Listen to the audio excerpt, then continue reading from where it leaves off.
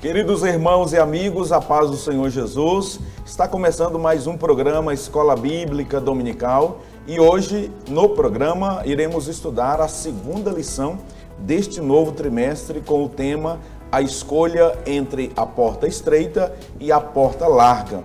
Você que está aqui conosco, muito obrigado por sua companhia, por sua audiência aqui pela TV Kairos. Nós louvamos a Deus sempre por sua vida. Você também que está pela internet, em qualquer parte do globo, também sinta-se abraçado. Aproveite este momento e compartilhe o link do programa. Se você desejar também, se gostar da programação, dê uma curtida aí e se inscreva no canal da TV. Vamos para o texto áureo, a verdade prática e a leitura bíblica em classe do programa de hoje, que tem como um tema maravilhoso esta lição, onde nós iremos estudar sobre esta escolha entre a porta estreita e a porta larga. O texto áureo diz assim: porfiai por entrar pela porta estreita, porque eu vos digo que muitos procurarão entrar e não poderão. Lucas capítulo 13, versículo 24. A reflexão pela verdade prática diz assim: a porta estreita não é uma opção, mas a única alternativa disponível para o crente entrar no céu. A leitura bíblica em classe está no Evangelho de Jesus por Mateus, capítulo de número 7, versículos 13 e 14, e também o capítulo 3, versículo 1 ao 10. Você pode abrir a sua revista, se você tem a sua revista em mãos. Se não tem, você pode apanhar a sua Bíblia e acompanhar conosco a leitura bíblica em classe, que diz assim: entrai pela porta estreita, porque larga é a porta e espaçoso o caminho que conduz à perdição, e muitos são os que entram por ela.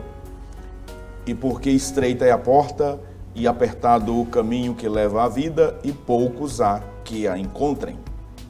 E naqueles dias apareceu João Batista pregando no deserto da Judeia e dizendo: arrependei-vos, porque é chegado o reino dos céus.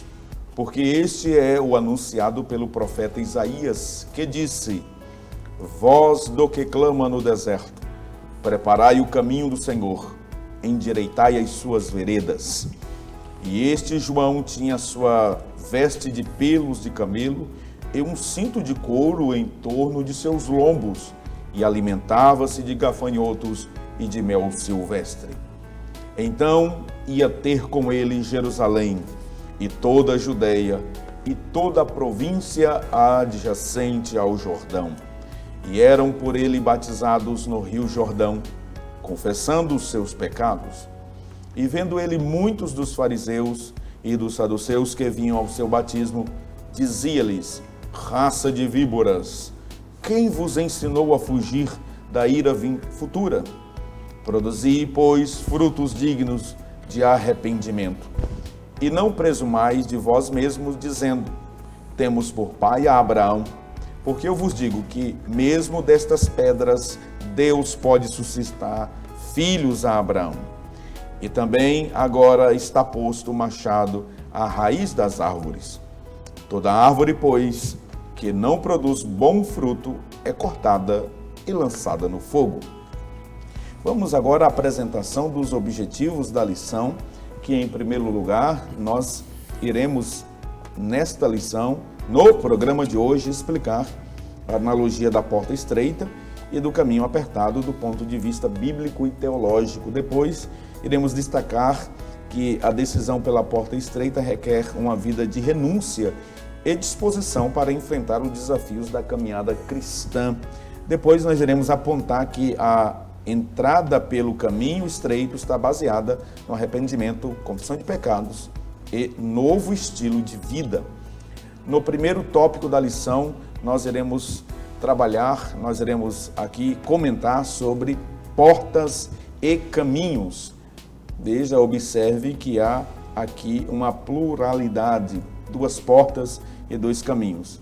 3 itens serão abordados aqui neste primeiro tópico da lição. O primeiro, a porta estreita.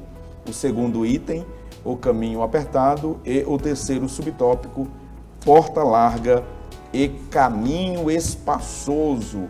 Que maravilha! Portanto, nesta lição, nós iremos apresentar a analogia que Jesus fez, esta metáfora sobre a porta estreita e também o caminho espaçoso.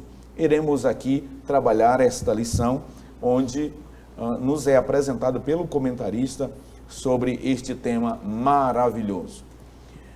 Está comigo aqui o pastor Elias Gomes, o evangelista Wallace França, que vão comentar a lição desta semana, do programa de hoje, a lição de número 2.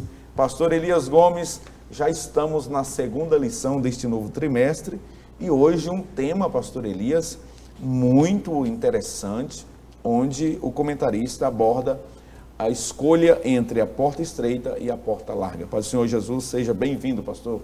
Pai do Senhor, pastor Epaminondas, evangelista Wallace, todos os nossos irmãos que estão aí do outro lado da tela, realmente, nesta lição, vamos tratar de algo muito prático, algo muito próximo da nossa vida cristã, ou da nossa caminhada rumo ao céu, e vamos tratar de algumas figuras sobre as quais o Senhor trata no Sermão da Montanha, entre Mateus capítulo 5 e o capítulo de número 7, aquilo que nós chamamos de código de ética da vida cristã.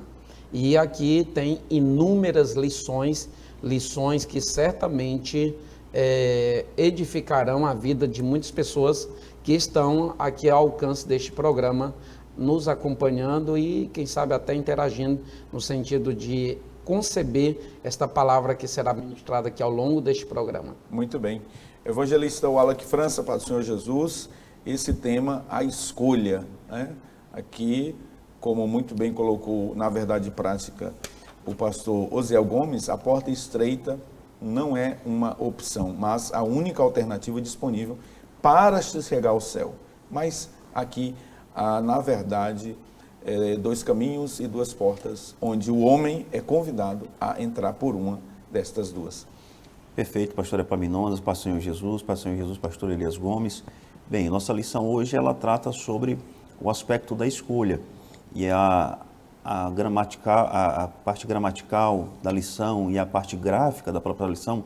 Nós temos a imagem de 2 portas, uma larga e uma estreita, e a estreita apontando sendo o caminho para o céu. E hoje nós trabalharemos, pastor Epaminondas, não somente a questão da porta larga e estreita, mas também sobre o caminho que nós deveremos trilhar passando por essas portas. Portanto, nós cremos que será muito interessante, será uma lição esclarecedora, porque nós trataremos de algo que é muito importante à luz da interpretação das Escrituras sobre a ótica assembleiana, sobre a ótica da Assembleia de Deus, que é o livre-arbítrio, ou arbítrio liberto, e esse poder de escolha que cada ser humano tem, um caminho que levará à morte ou um caminho que levará à sua vida eterna. Muito bem. Aproveitando aqui a fala do evangelista Wallace, pastor Elias Gomes, o tema aqui ele é oportuno para a gente discutir exatamente sobre livre-arbítrio e determinismo, a escolha.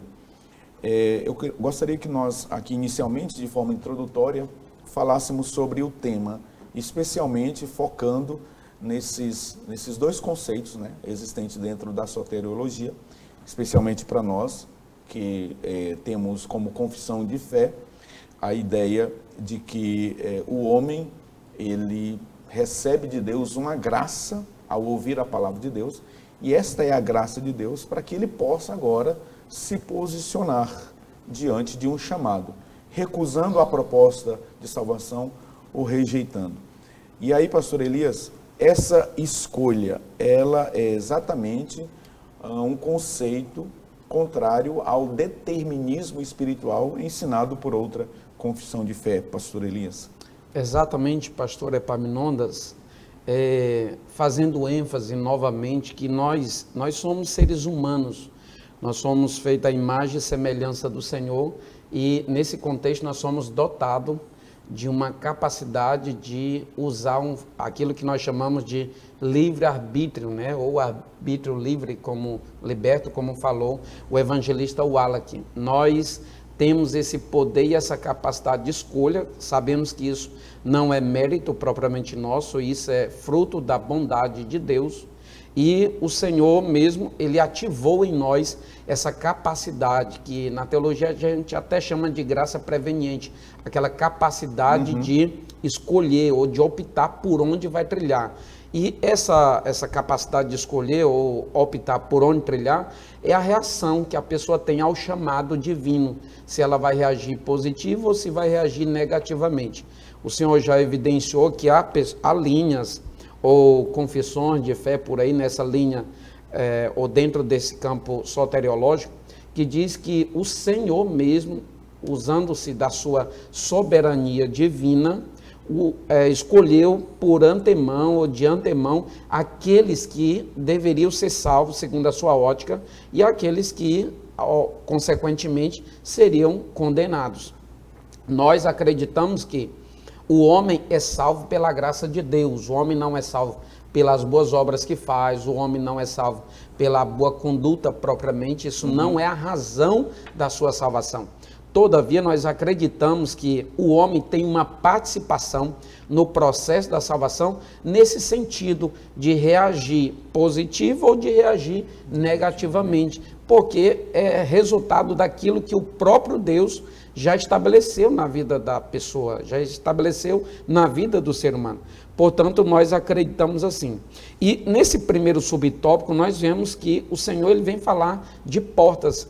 Quando ele fala de dois caminhos, nós vemos assim esse aspecto dualístico na Bíblia, desde o Velho Testamento e agora no Novo, isso não é diferente. Ele diz, olha, eu estou colocando diante de vós a bênção e a maldição, a vida e a morte. Você percebe que o contexto que envolve a palavra do Senhor, ela é sempre apresentada com dois destinos, com duas opções, com duas possibilidades. É claro que a pessoa vai optar por um. Ou é céu, ou é inferno, ou é bem ou mal, vida ou morte. Ou é vida ou é morte, enfim. Você percebe esse mundo, por assim dizer, caracterizado por sempre dois elementos que diametralmente eles se opõem, ou seja, eles se opõem um ao outro, e isso é muito claro.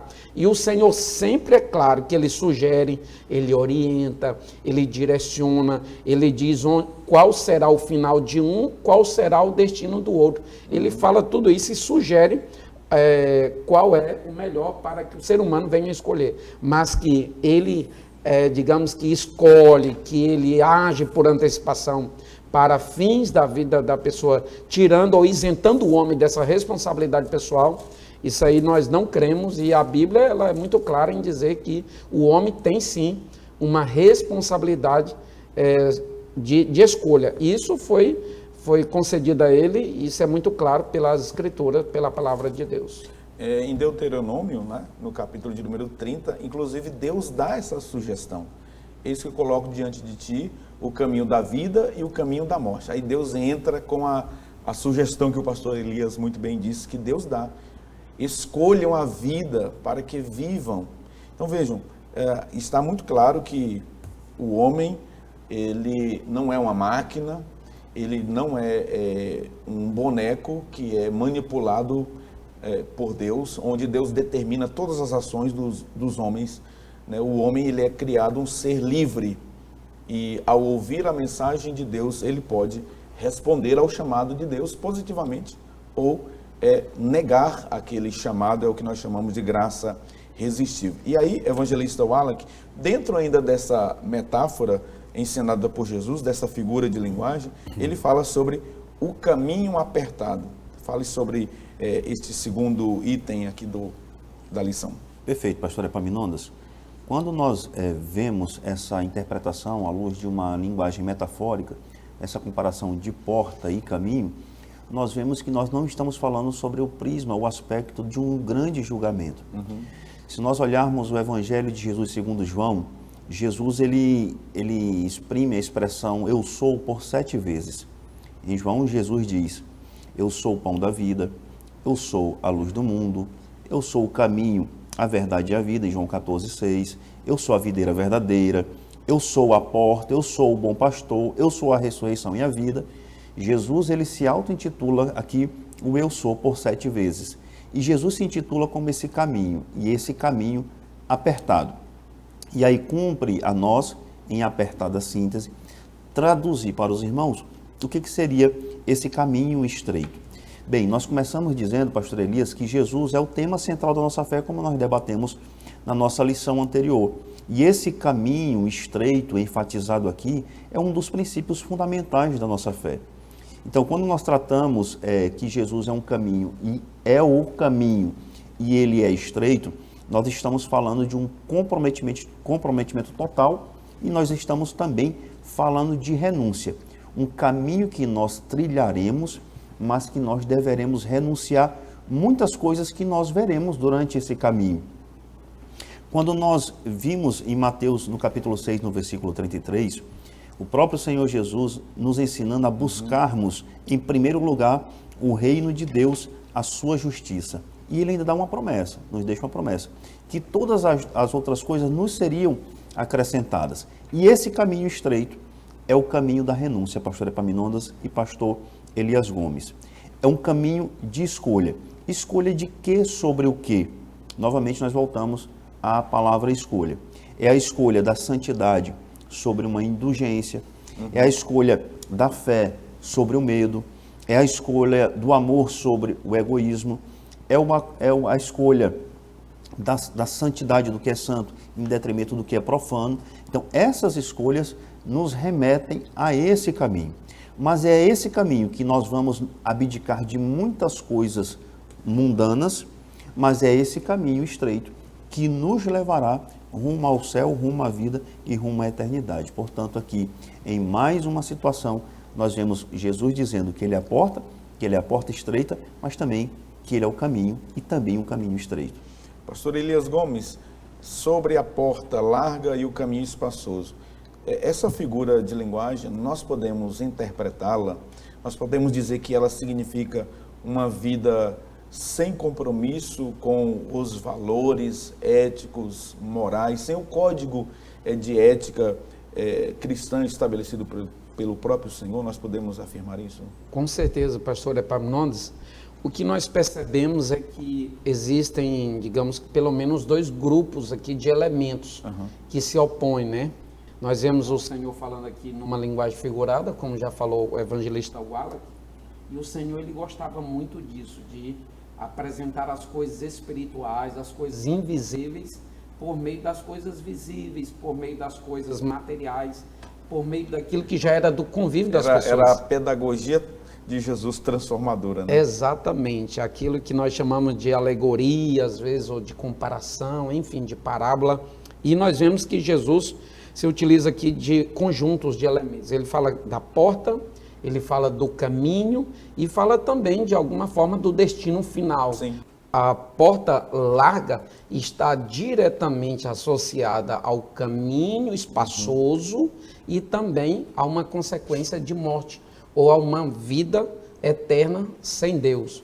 Isso aqui está muito claro nesse contexto de Mateus, capítulo de número 7. E quando nós vemos aqui, pastor Epaminondas, evangelista Wallace, a porta é um meio de acesso, ou é um ponto de contato inicial. Aquele que vai trilhar um determinado caminho ali, ele tem que ter uma porta de entrada. E o caminho em si, nós poderíamos dizer que é o estilo de vida que a pessoa vai levar. E esse caminho espaçoso, essa porta larga, ela muito aponta para uma vida caracterizada pela permissividade, digamos assim, uma vida onde a concepção, digamos que filosófica, que orienta a mente da pessoa, é que é proibido proibir. Aqui Sim. Tudo é permitido, aqui tudo é possível, e nós vimos que isso não é diferente do que nós vemos hoje. Nós vemos que os que trilharam por esta porta larga e andam no caminho espaçoso são muitos, não são poucos. O próprio Senhor, quando fala isso, ele está dizendo que é a maioria das pessoas. ou a maior parte das pessoas, elas aderem a essa vida permissiva, elas aderem viver de qualquer jeito, sem compromisso, sem responsabilidade mínima, seja do ponto de vista moral, do ponto de vista ético ou espiritual, com o próprio Deus. E isso aqui caracteriza aquelas pessoas que vivem um estilo de vida e anda de mãos dadas com o mundo, que anda alinhada à cultura do mundo. Automaticamente, elas são contra a cultura de Deus. Elas andam na contramão da cultura divina, porque o seu estilo de vida, o seu padrão de vida, se aproxima cada vez mais e se torna amigo do mundo e inimigo de Deus. É o que nós vimos na palavra de Deus, que todo aquele que se faz amigo do mundo constitui-se inimigo de Deus. E isso, pastor Epaminondas, nos faz lembrar o que está escrito lá no livro de Juízes, que é o último versículo, o versículo de número 25, do capítulo 21, e também o verso de número 6, do capítulo 17, naquele período dos juízes, ou no período pré-monárquico, período teocrático, nós vimos que cada um fazia conforme a sua própria vontade. E aqui é que está, porque a pessoa deduz que o coração dela seja um bom orientador, que o coração dela seja algo bom, direcionador, e a Bíblia fala em Jeremias que o coração ele é enganoso e mais perverso do que todas as coisas. Ainda tem pessoas que dizem assim, eu vou seguir o meu coração, eu vou satisfazer a minha própria vontade, eu vou realizar o meu desejo, e aí automaticamente a pessoa cai na linha do hedonismo, que o que vale é o prazer, o que vale é satisfazer a vontade, o que vale é ter aquela suposta, mas uma falsa felicidade. E esse caminho, na verdade, ele é muito enganador. Eu diria que a porta larga, evangelista Wallace, ela é fácil de entrar, mas é difícil de sair. Ela tem um comportamento, ou uns caracteres assim, digamos que totalmente oposta à porta que é estreita, e o caminho apertado, que é difícil de entrar e é muito fácil de sair, de alguma forma. Então, nós devemos observar diligentemente esse estilo de vida por pessoas que são levadas desta maneira, um estilo de vida absolutamente permissivo, onde o proibido, na verdade, é proibido. Muito bem. Vamos, então, à conclusão deste primeiro tópico do programa. O resumo do bloco é que aprendemos sobre a porta estreita, sendo um caminho também apertado, que representam uma vida de compromisso com Cristo. No segundo bloco do programa, nós iremos falar sobre por que entrar pela porta estreita é difícil. Fique aí, permaneça conosco. Na volta, nós iremos tratar deste assunto muito importante. Até já!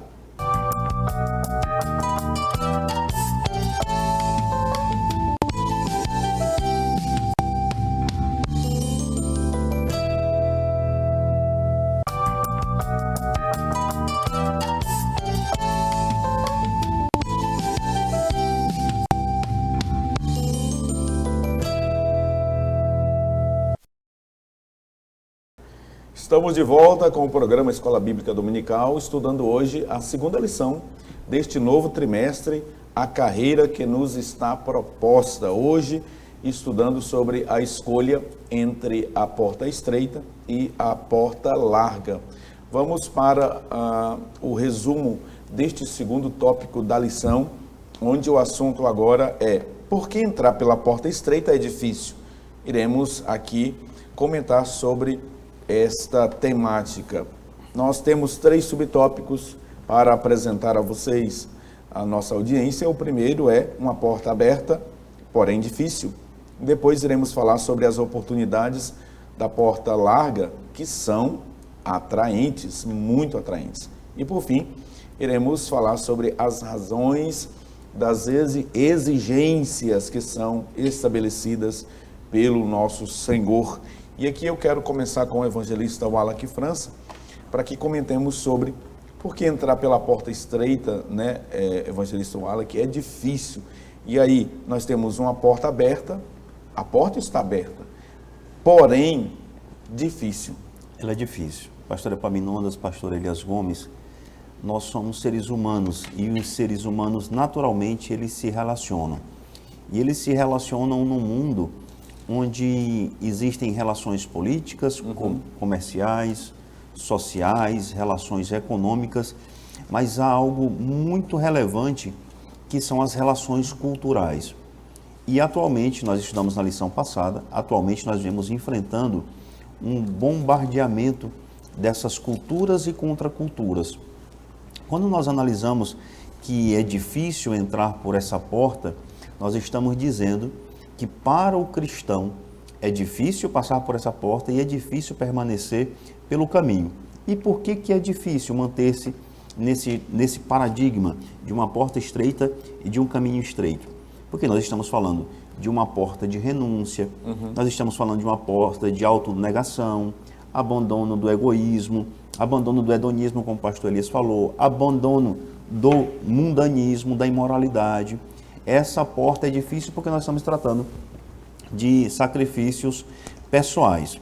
Quando nós falamos de renúncia própria, nós estamos falando de algo que vai tentar, pastor Epaminondas, estudo em relação ao cristão, daqueles vários ataques que se insurgirão quando nós nos autodeclararmos cristãos, ou seja, nós nos autodeclararmos que trilharemos por esse caminho estreito.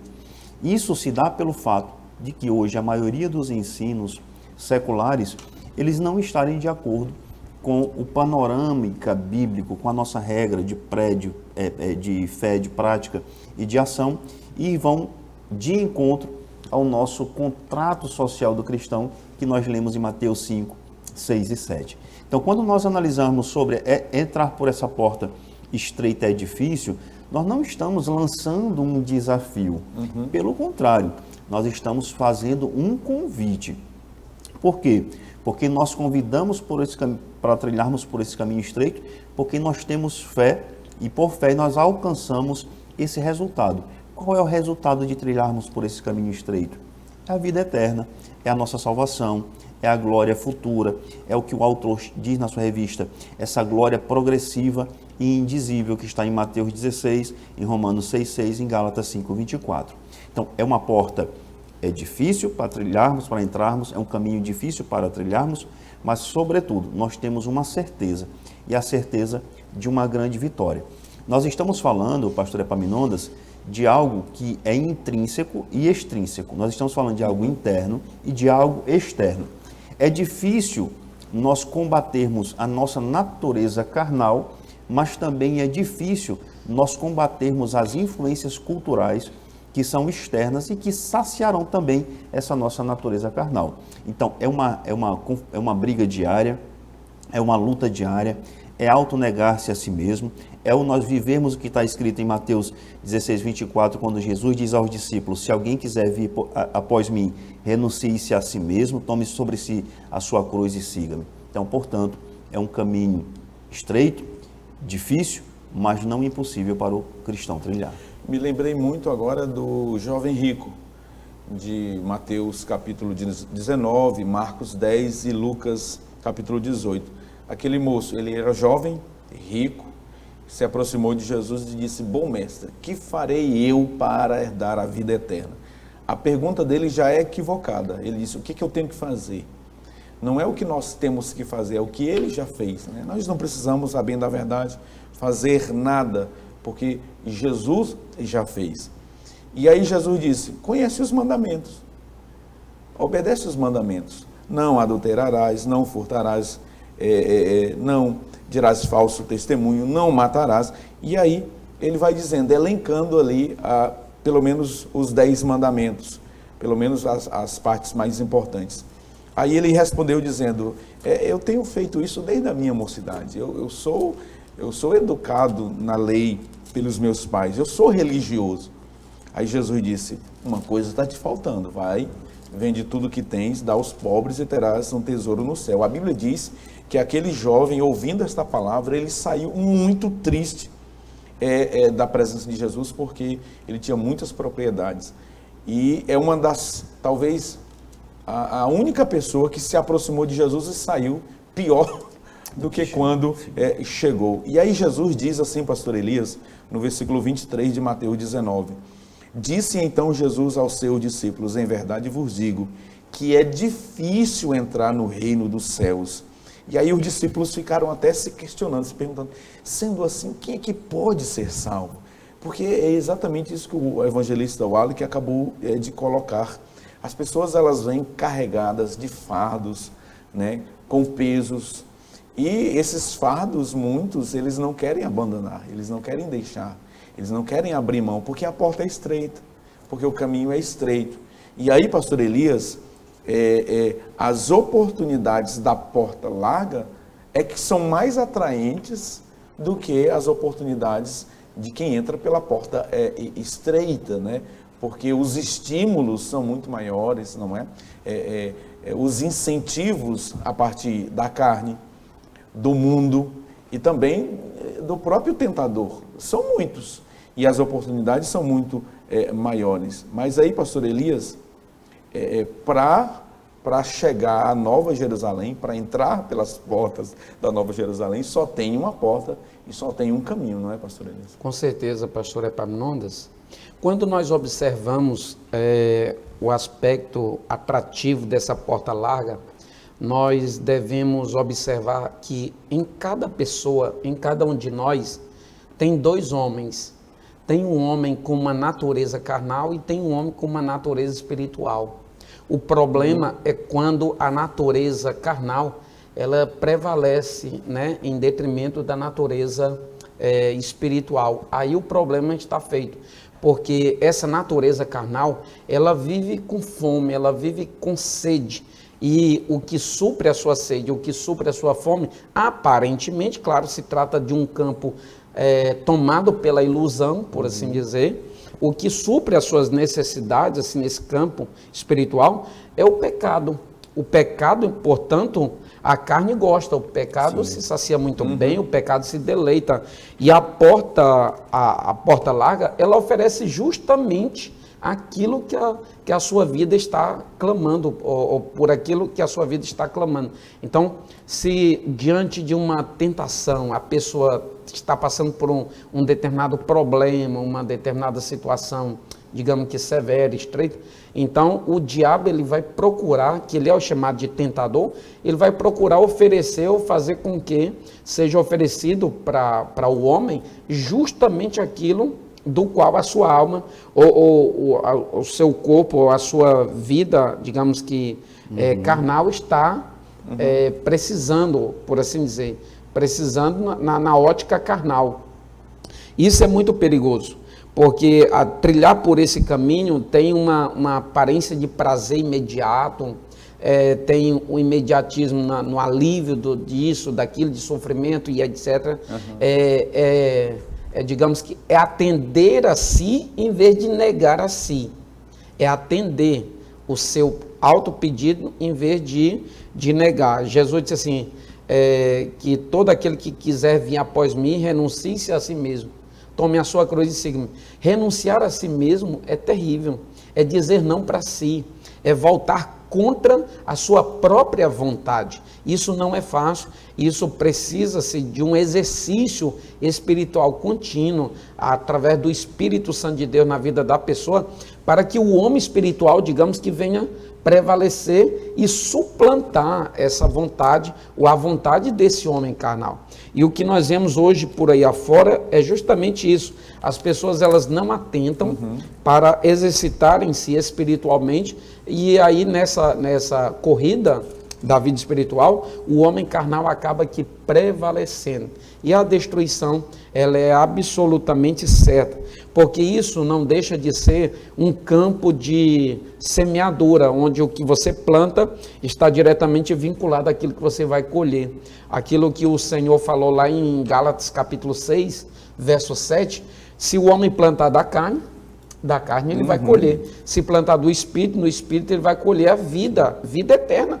Então, existe isso. E nós devemos atentar, o próprio Senhor usa Salomão, pastor Epaminondas, porque o que é de gente vivendo na porta larga, no caminho espaçoso, no caminho permissivo, atendendo a esse convite da carne, da tentação, satisfazendo seus desejos, indo ao encontro, não de encontro, aos seus prazeres, e aí achando que isso tudo vai ficar barato, que isso tudo vai ficar desse jeito. Por isso é que Salomão, depois de uma vida de vaidade, ele na velhice, ele para pensar, escreve Eclesiastes, e diz assim: lembra-te, jovem, do teu Criador, nos dias da tua mocidade, antes que venha os maus dias, nos quais tu venha dizer, não tenho nele mais contentamento.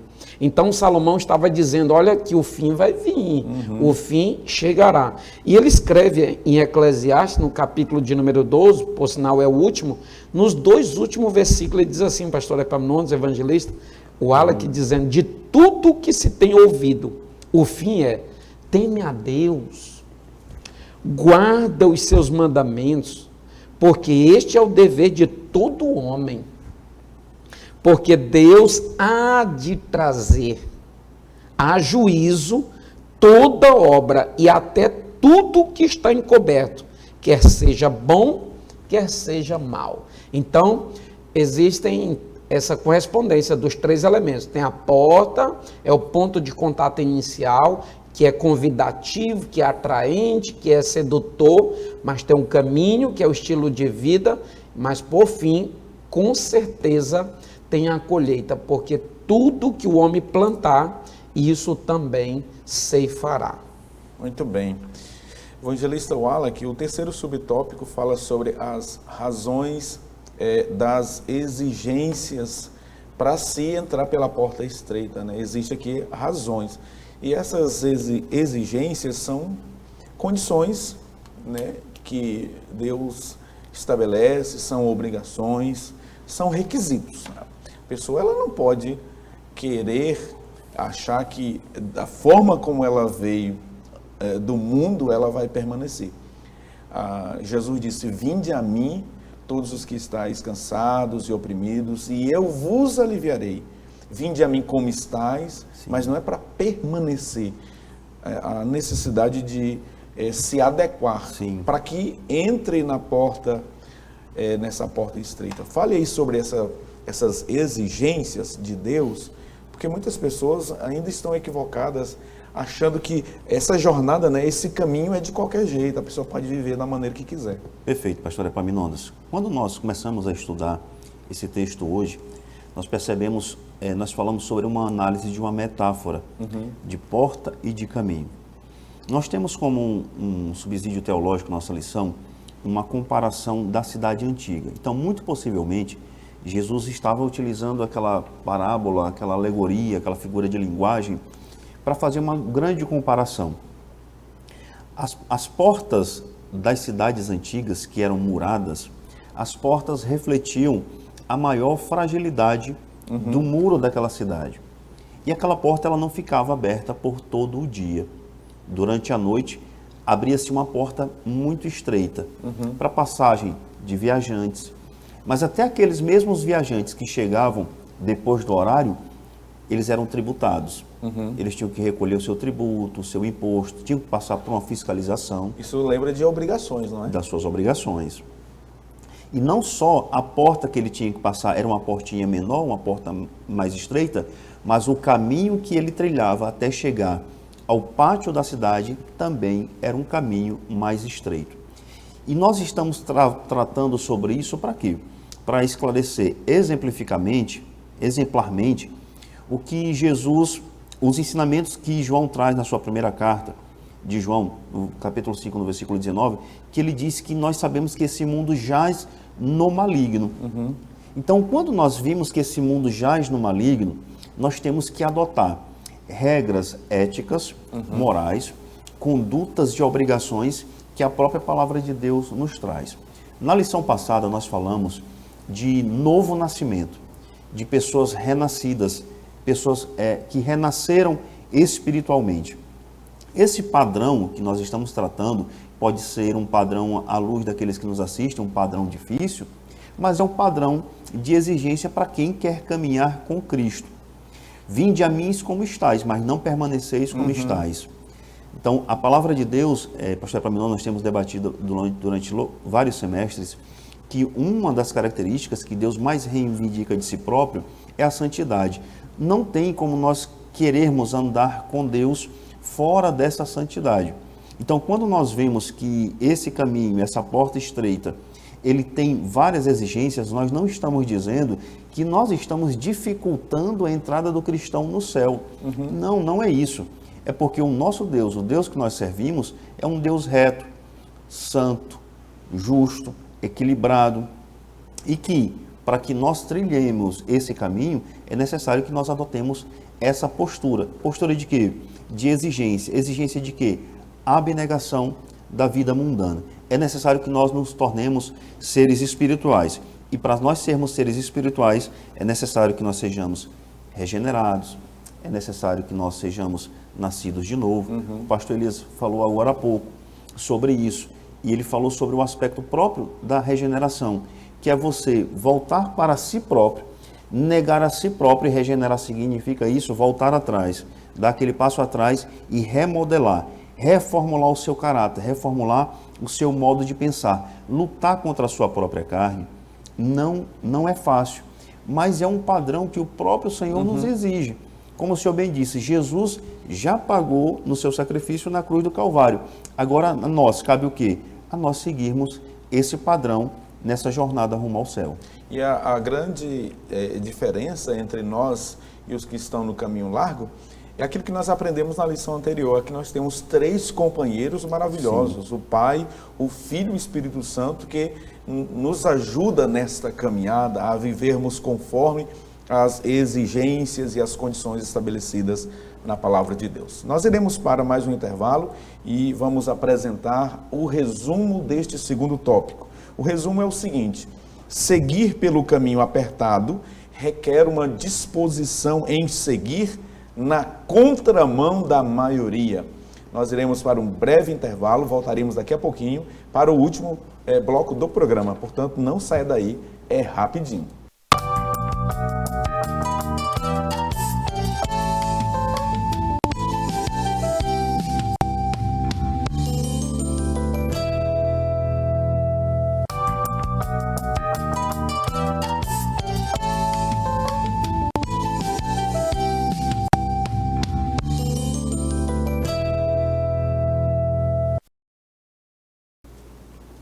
Estamos de volta com o terceiro e último bloco do programa. Você que está chegando agora, ligou seu televisor ou acessou o link do YouTube, nós estamos estudando hoje a lição de número 2 com o tema escolhendo, uma escolha entre a porta estreita e a porta larga. Nós vamos agora para o terceiro tópico da lição, entrando pela porta e pelo caminho do céu. Nós vamos apresentar neste terceiro tópico 3 itens também. O primeiro, arrependimento de pecados. O segundo item, confissão de pecados. E o terceiro subtópico, produzindo frutos de arrependimento. E eu começo com os comentários do pastor Elias Gomes. Pastor Elias, nos fale sobre arrependimento de pecados, que é esse primeiro item aqui do terceiro tópico da lição. Muito bem, pastor Epaminondas. Nós vimos no último programa, portanto, na última lição, que o arrependimento ele é fundamental para que a pessoa tenha uma vida caracterizada com um novo nascimento, ou ela passe a andar em novidade de vida. E nós vimos que o arrependimento ele é fundamental para que a pessoa, para que o pecador alcance o perdão divino, o perdão de Deus. Aquilo que não se compra nem com real, nem com ouro, nem com prata, nem com nada, só se compra por um verdadeiro e singular arrependimento, um verdadeiro quebrantamento interior da pessoa. Nós vimos que arrependimento por si só, pastor Epaminondas, é a mensagem do reino de Deus, é o que deve caracterizar a palavra do Senhor ou daquele que prega, aliás, a palavra do Senhor. O próprio Senhor Jesus, falando em Lucas, capítulo de número 24, que é o último capítulo, versículo de número 47, ele diz assim: e em seu nome se pregasse o arrependimento e a remissão dos pecados em todas as nações, começando por Jerusalém. Nós vemos que sem arrependimento jamais haverá perdão de pecado. Mas o que é arrepender-se? Nós vemos que arrepender-se é mudar de mentalidade, é mudar de direcionamento a partir do seu interior, que já tenha sido mudado pela presença do próprio Deus. Arrependimento, muitas das vezes, a pessoa quer associar a um sentimento ou a um mero sentimento, e não é sentimento propriamente, ele em si não é arrependimento. É claro que um sentimento de tristeza pode ser um estopim inicial, conforme o apóstolo Paulo escreveu aos Coríntios, pode ser um estopim inicial que, digamos que, direciona a pessoa a viver o verdadeiro arrependimento, a ter uma mudança de conduta. Inclusive, a palavra arrependimento, ela provém desse verbo, arrepender-se, que no grego vem de metanoia, fazer meia volta, mudar de direção para onde a pessoa estava se direcionando. E nós vemos que tantos homens de Deus pregaram sobre arrependimento, não só no Velho Testamento, não só o profeta Isaías, Jeremias, mas também no contexto neotestamentário, a Bíblia está cheia do quanto os homens de Deus, arautos de Deus, enfatizavam a necessidade do arrependimento. O próprio apóstolo Paulo falou em Atos capítulo 17, verso 30, fazendo a ênfase, a necessidade de todos os homens se arrependerem, porque esta é a vontade de Deus, que todos eles se arrependessem. Nós vimos também João Batista, este aqui é muito citado em Mateus capítulo 3, verso de número 2, ele diz, arrependei-vos, arrependei-vos. E nós vemos o quão enfático também Pedro prega sobre o arrependimento, lá em Atos capítulo de número 3, verso 19, ele diz, arrependei-vos e convertei-vos, para que sejam cancelados os vossos pecados e assim venha o tempo de refrigério pela presença do Senhor. Portanto, o arrependimento, ele não só aniquila a culpa, não só apaga as transgressões do transgressor, como também possibilita essa acessibilidade a uma vida nova com Deus, a uma vida de refrigério na presença do Senhor. Nós poderíamos, portanto, falar aqui que tantos esses homens conhecidos, que eram verdadeiros homens de Deus, falaram tão enfaticamente sobre o arrependimento, mas também o próprio Senhor Jesus, em Mateus capítulo 4, verso 17, a Bíblia nos diz assim, desde então começou Jesus a pregar e a dizer, arrependei-vos, porque é chegado o reino de Deus. Inclusive, na lição passada, nós vimos que é impossível, evangelista Wallace, alguém ser integrado ou tornar-se parte do reino de Deus se essa pessoa não nascer de novo. Mas nós vimos que uma das condições fundamentais para nascer de novo é viver um verdadeiro e sincero arrependimento. Só para finalizar, pastor Epaminondas, meu comentário nesse aspecto, ou nesse ponto, o pastor Osel escreveu aqui, no meio aqui, um parágrafo que está no primeiro subtópico desse terceiro e último tópico da lição de hoje, dizendo assim, o arrependimento bíblico não é uma questão meramente emocional, mas uma disposição para mudar de ideia e um exercício que envolve o aspecto mental e moral do pecador. Isso tem tudo a ver com o que o próprio João Batista fala quando ele vem evidenciar sobre o arrependimento. Ele vem falar das características de um arrependimento verdadeiro. Ele apresenta sinais evidentes na mudança de conduta. E ele diz assim, produzi, pois, frutos dignos de arrependimento. É o verso de número 8 do capítulo 3 de Mateus. Então, uma pessoa que se arrepende verdadeiramente, ela passa a pensar diferente, a se movimentar diferente, a agir diferente, a proceder de forma diferente. É por isso que Paulo disse assim também, quem mentia, não minta mais. Quem roubava, não roube mais. Quem adulterava, não adultere mais. Eu vejo, pastor Epaminondas, agora para de fato finalizar, esses frutos de arrependimento ocorrendo e sendo evidenciado na prática, nós vimos na casa de Zaqueu. Quando Jesus chegou na casa de Zaqueu, ele enxergou sua própria necessidade, identificou a existência do pecado, e no verso de número 8 do capítulo 19 de Lucas, ele fala duas coisas muito interessantes para Jesus, dizendo: Senhor, eis que eu dou metade dos meus bens aos pobres, porque ele era acusado de ladrão, de surrupiador e etc., de larápio, nesse meio no qual ele trabalhava, e ele disse ainda assim: e se eu tenho defraudado alguém, eu o restituirei quadruplicadamente. Olha que coisa gloriosa. E o Senhor disse: verdadeiramente veio salvação a esta casa, e este agora é filho de Abraão. Então o Senhor manifestou ali evidência de salvação por causa da evidência do verdadeiro perdão que estava na casa e na vida de Zaqueu. Muito bem. E quanto à confissão de pecados, evangelista Wallach, o que nós podemos comentar sobre este item? Pastor Epaminondas, pastor Elias Gomes, nós estamos diante de uma palavra que é muito conhecida do meio jurídico, que é a confissão.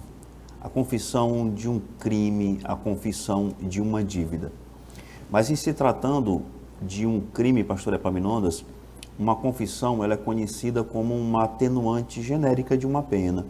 Então, se aquele criminoso ele foi pego em flagrante por uma prática de um crime, ou as provas do processo dizem que ele foi o criminoso, se ele confessar, ele tem uma atenuação de pena. E agora nós estamos diante do Instituto, e os irmãos que nos assistem estão bem familiarizados já com o termo da colaboração premiada ou da delação premiada. Ele não só confessa, como ele entrega todas as provas, todos os termos do processo criminoso. E a depender do caso, por essa colaboração premiada, ele sequer pode chegar a ser denunciado no processo, ele pode sair livremente, a depender da gravidade do caso. Agora aqui, quando nós tratamos sobre essa confissão de pecados, nós estamos diante do que o pastor Elias Gomes falou na lição passada sobre a justificação. Essa justificação ela é realizada por Jesus Cristo na cruz do Calvário. Essa justificação não é só o perdão, é nós rasgarmos a dívida e nós nos esquecermos dela. A confissão de pecados, ela nos remete a várias situações, dentre elas, o próprio perdão do Senhor, ela nos remete a uma restauração espiritual e ela também nos remete, pastor Elias Gomes, a uma restauração emocional. Apesar de que o pastor Elias trouxe bem, explicou muito bem, que esse arrependimento ele não tem nada a ver com o aspecto emotivo ou o aspecto emocional, com o sentimento de tristeza, não é nada disso.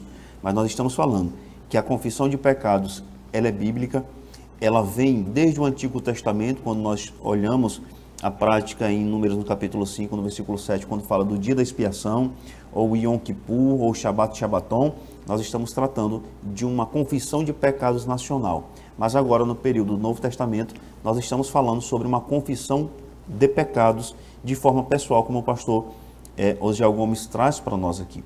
Essa confissão de pecados aqui, de forma pessoal, ela nos traz uma humildade, pastor Elias Gomes. A pessoa ser humilde ao ponto de dizer: eu errei e eu sou pecador. A palavra de Deus, em 1 João, no capítulo 1, no versículo 9 e 10, diz assim, olha, a partir do versículo 8, se dissemos que não temos pecado, enganamo-nos a nós mesmos, e não há verdade em nós.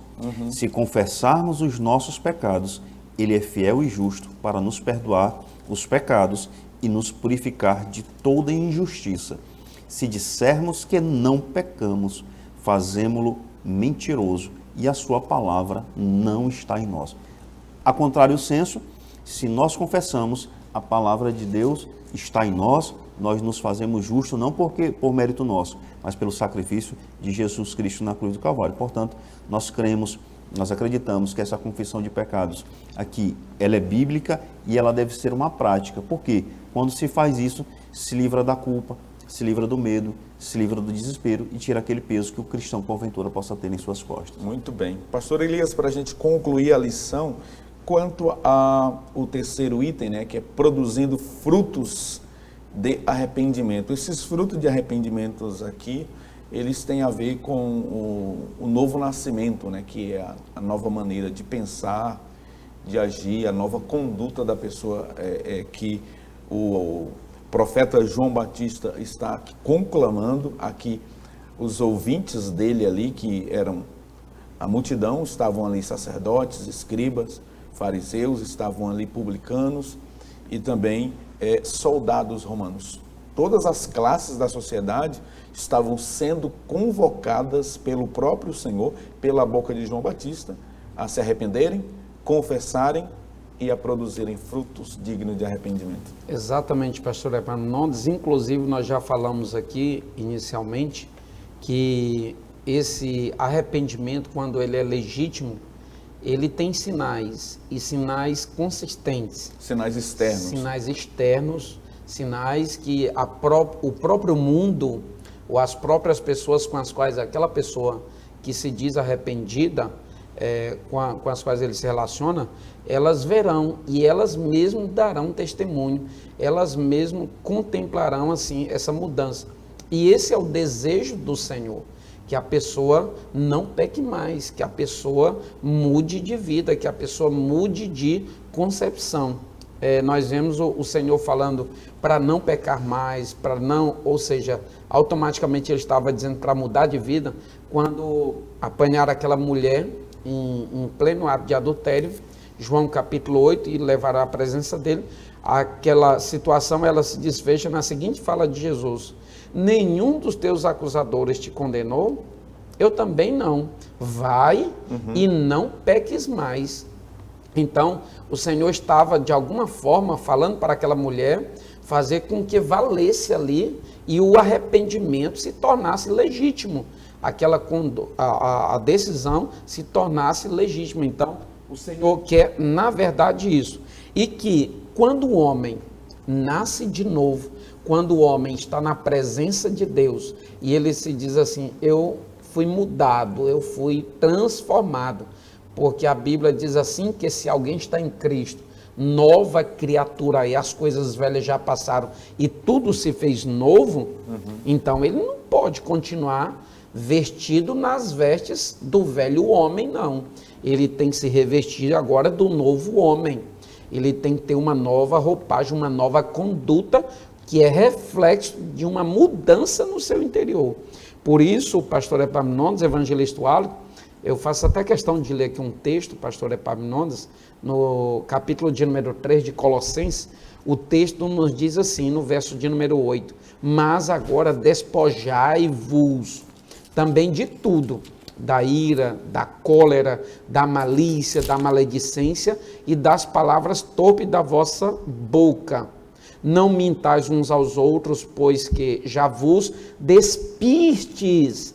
Você já se despiu dessa velha natureza, do velho homem, despiste do velho homem com os seus feitos, suas práticas, seus hábitos.